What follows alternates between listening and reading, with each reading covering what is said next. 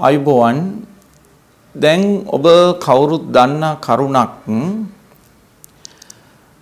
පසුගිය 23 වෙනිදා මාධ්‍ය ආයතන කීපයකම ප්‍රචාරය වෙච්ච පුවතක් සම්බන්ධයෙන් ඔබේ අවධානය යොමු කරන්නට මම කැමතියි. ඒ මාධ්‍ය නිවේදනය අනුව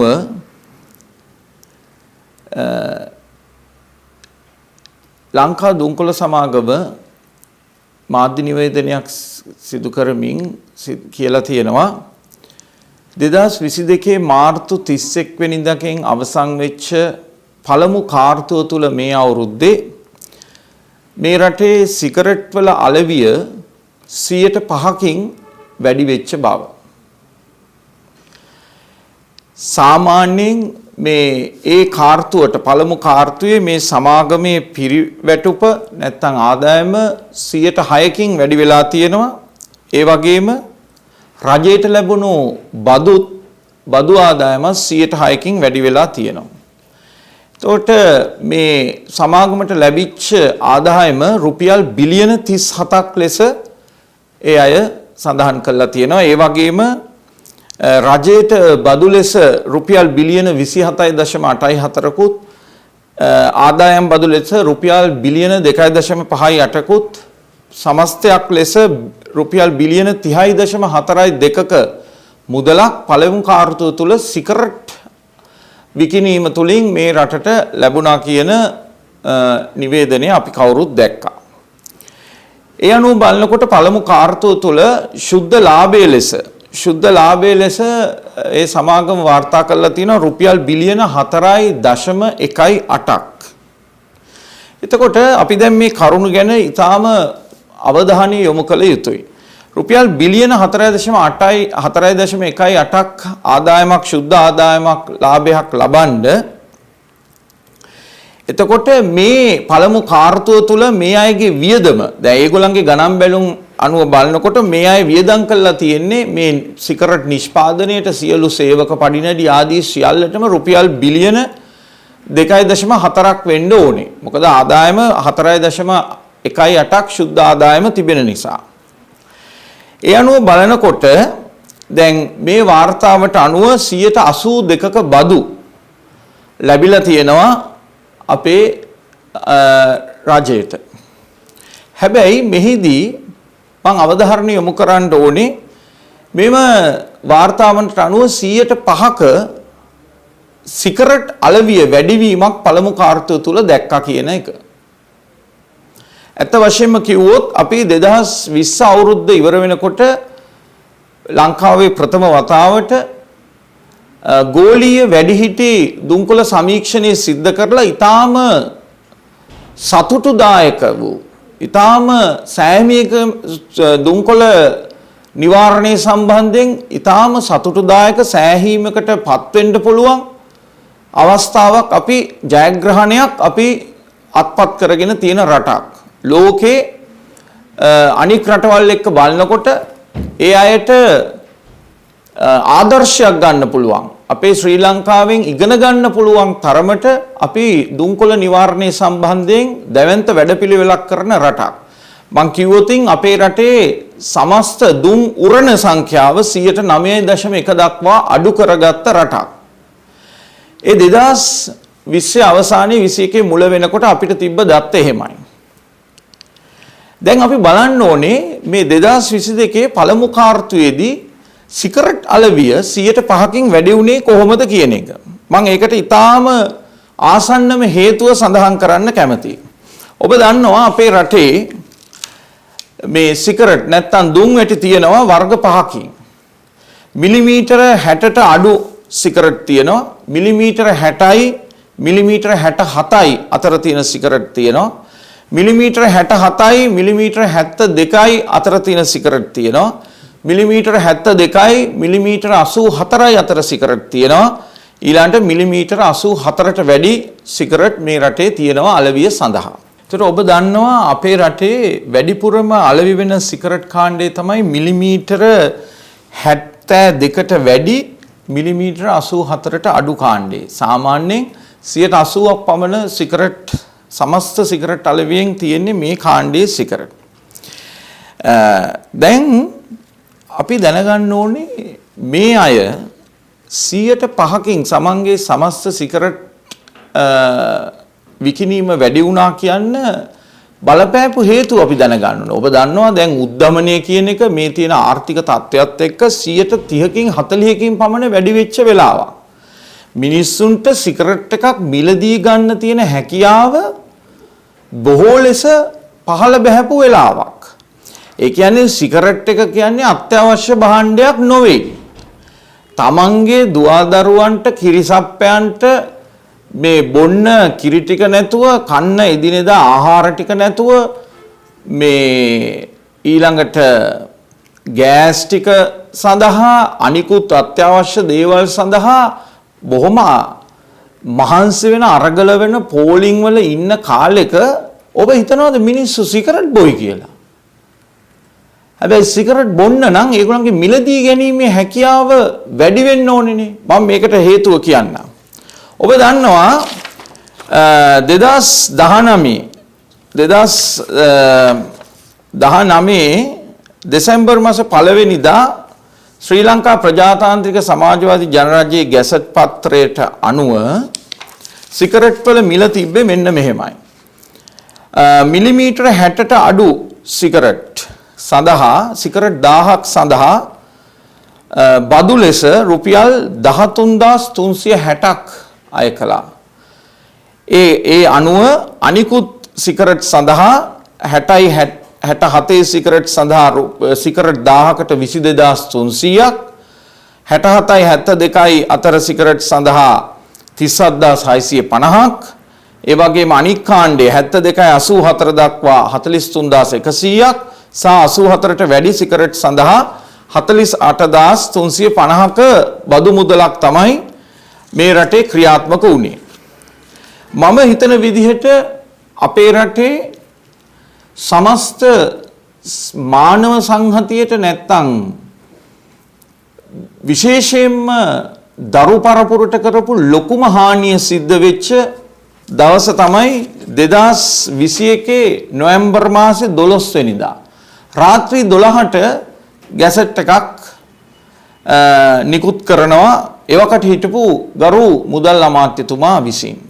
ඒ ගැසට් පත්‍රයට අනුව මම මේක නැවතත් කියනවා මේ රටේ මිනිස්සුන්ටත් විශේෂයෙන්ම දරුවන්ගේ ගැන අබමල් රේණුවක තැකීමක් නැතුව කිසිම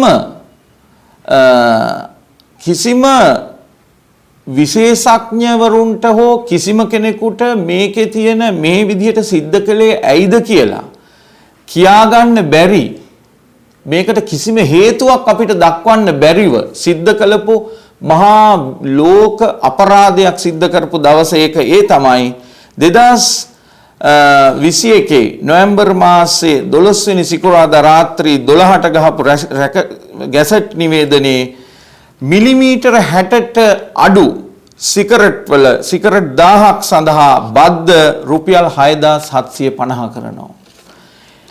ඊට පෙර තිබ්බේ 13360යි. හරියටම 150කින් මේ මිලිමීටර 60ට අඩු සිගරට් සඳහා තියෙන බද්ද අඩු කළා. හැබැයි පාර්ලිමේන්තුවේ කතා කළේ සිගරට් වල මිල රුපියල් 5කින් වැඩි කරනවා කියලා එවකට හිටපු මුදල් අමාත්‍යතුමා. නමුත් ඇත්ත වශයෙන් සිද්ධ වුණේ මිලිමීටර 60ට අඩු සිගරට් සඳහා 150කින් බද්ද අඩු කළා. සිගරට් 1000ක් සඳහා බද්ද රුපියල් 6750 දක්වා අඩු කළා. ඒ කියන්නේ එවකට රුපියල් 20ක් වශයෙන් තිබ්බ සිගරට් එකක අවම මිල රුපියල් 10 දක්වා අඩු කළා. මානව සංහතිය වෙනුවෙන් කරපු බරපතලම අපරාධය 2021 නොවැම්බර් 12 වෙනිදා සිද්ධ කළා මේ ගැසට් පත්‍රය අනුව. ඒක තමයි මම හිතන විදිහට මම විශ්වාස කරන විදිහට ශ්‍රී රටේ සිගරට් විකිණීම 105කින් වැඩිවීමට බලපෑපු ප්‍රධානම ආසන්නම හේතුව මිනිස්සුන්ට සිගරට් එකක් මිලදී ගැනීමේ හැකියාව සිගරට් එකේ මිල අඩු කිරීම තුලින් ඒ හැකියාව වැඩි කිරීමක් සිද්ධ කළා. ඔබ දන්නවා සිගරට් එක්ක ශරීරයට විස රසායන 7000ක් තියෙනවා. අනිවාර්ය පිළිකාකාරක 70ක් තියෙනවා. අක්‍රීය දුම්පානය, තුන්වෙනි ආකාරයේ දුම්පානය කියන එක බරපතල සෞඛ්‍ය ගැටලු, බරපතල ආර්ථික ගැටලු, බරපතල සමාජීය ගැටලු. ඉතින් මෙවැනි දෙයක මේ අත්‍යවශ්‍ය කිසිසේත්ම අත්‍යවශ්‍ය නොවන භාණ්ඩයක මිල මෙහෙම පහත වැටීම ඊ타ත්ම සාපරාධී ක්‍රියාවක් හැටියට තමයි මම පෞද්ගලිකව දකින්නේ. මොකද මේ රටේ මිනිස්සුන්ගේ හෙට උපදින්න ඉන්න දරුවන්ගේ අපේ රටේ දරුවන්ගේ අනාගතය මේ තුලින් නැති වෙනවා. මොකද සිගරට් එක කියන්නේ දොරටු රසාග දෙයක්. නැත්තම් ගේට්වේ ඩ්‍රග් එකක්. අනිකුත් භයානක මත්ද්‍රව්‍ය වලට යොමු වීමට හැකියාව වැඩි වෙනවා. දැන් අපි හැමෝම අත්විඳිනවා රුපියල් 70ට තිබ්බ පාන් ගෙඩිය දැන් 140යි. 160යි. පෙට්‍රල් ටික 450යි, ඩීසල් රුපියල් 400යි. ඒ වගේම හාල් රුපියල් 200 220. එළවලු, පළතුරු, හාල් මැස්සෝ, කරවල, රම්පේ, කරපිංචා ඉඳන් මේ සියල්ලම පෙර තිබ්බට වඩා මිල වැඩි වුණා. රුපියල් 70ට තිබ්බ පාන් ගෙඩි 140ක් වෙන රටේ රුපියල් 70ට තිබ්බ සිගරට් එක වැඩි වුණේ රුපියල් 5කින්. රුපියල් 75යි සිගරට් එක. එතකොට පාන් ගෙඩියක් ගන්න සල්ලි වලින් සිගරට් දෙකක් ගන්න පුළුවන් විදියට හැදුනේ. ඉතින් ඒ නිසා මේ උද්ධමනයත් එක්ක හරිම විදිහට සිගරට් එකේ මිල වැඩි වෙන්න ඕන නම් අපේ මිල සූත්‍රයට අනුව, අපි හදපු මිල සූත්‍රයට අනුව මේ සිගරට් එක රුපියල් 95 වෙන්න ඕනි. දැනට උනේ 70 තික සිගරට් එක රුපියල් 75 වුණා. 75 තිබ්බ එක 80, 80 තිබ්බ එක 85 වුණා. රුපියල් 5කින් තමයි වැඩි වුණේ. එතකොට අපි තව කරුණක් මම කියන්න කැමතියි. දැන් දුම්කොළ කර්මාන්තයේ කියනවා ඒ අයගේ ආදායම මේ පළවෙනි කාර්තුවේ රුපියල් බිලියන 37ක් කියලා. හැබැයි ලෝක සෞඛ්‍ය සංවිධානයත් අනික් ලෝකයේ කළා තියෙන බොහෝ පරීක්ෂණ තියෙනවා. සාමාන්‍යයෙන් දුම්කොළ කර්මාන්තයේ තමන්ගේ නිෂ්පාදන වලින් 3න් 1ක් හොරපාරේ යවනවා.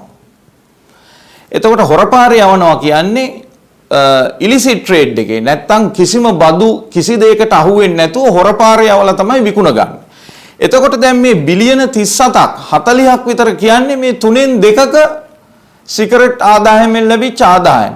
එතකොට 3න් 1ක් මේන් 3න් 1ක් කියන්නේ සාමාන්‍යයෙන් බිලියන 12ක් විතර සිගරට් හොරපාරේ ගිහින් තියෙනවා.